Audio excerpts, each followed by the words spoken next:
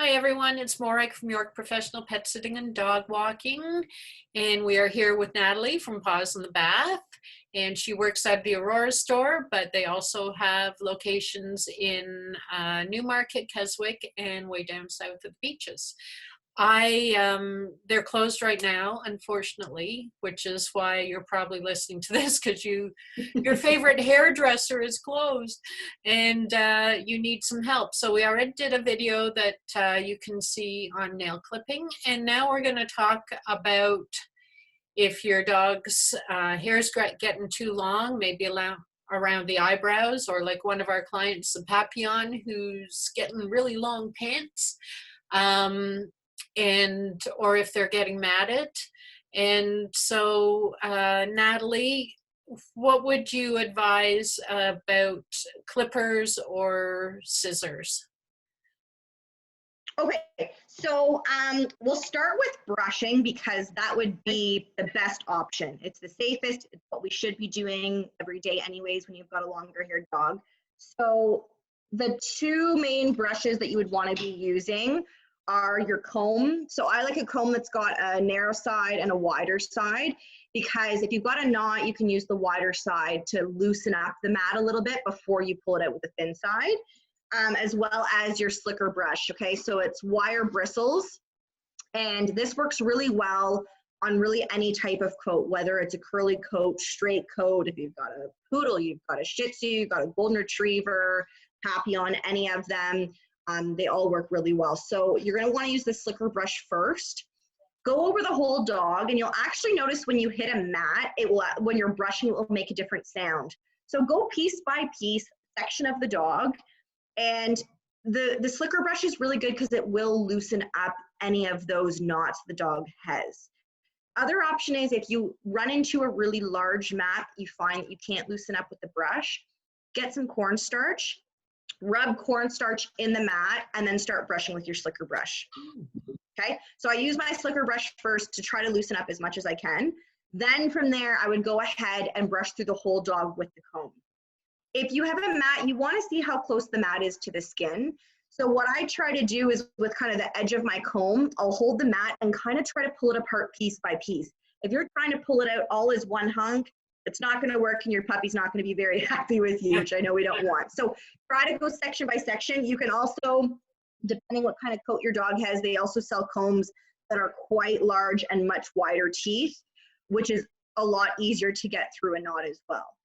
The other thing that you can use, but you do need to be very careful, is a dematting rake of some sort. So this has got edges kind of on the comb, which helps to loosen up the mat. But again, you need to be super careful with this because it is sharp underneath and you could cut your dog. So if you are needing to use something like this, you want to make sure you've got a good hold onto the mat away from the skin and you're using your hand as a barrier.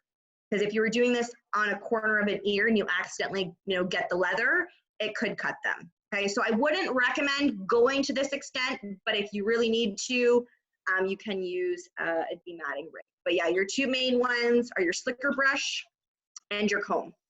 So that's step one. If you can be doing that every day with your dog, that's awesome. I do understand as the hair gets longer and more matted, it does become difficult. So that's where we come into the question of, should I use a clipper or should I use scissors?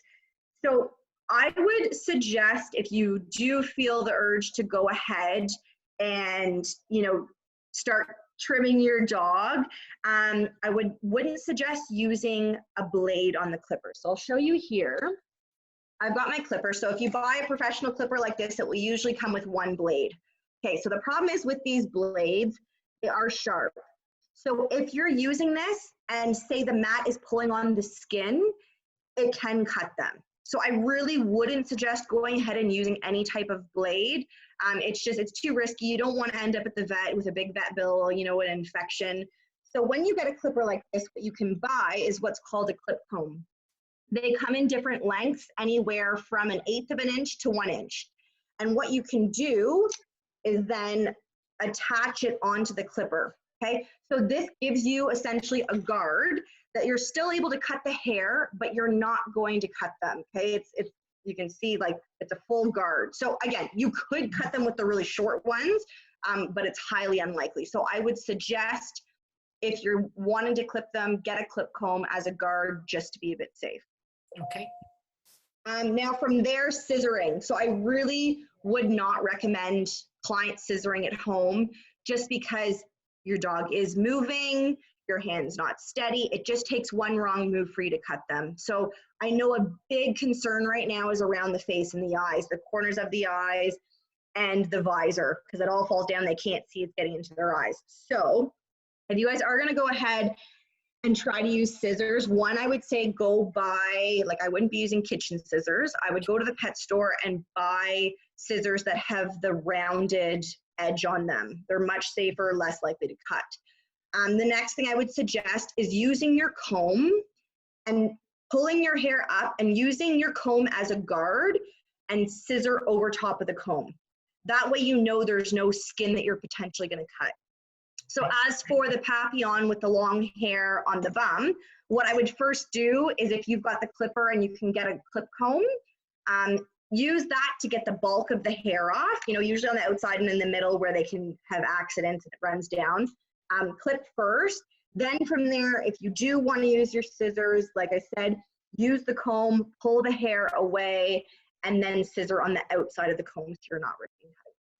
Yeah, I do not advise the scissoring either.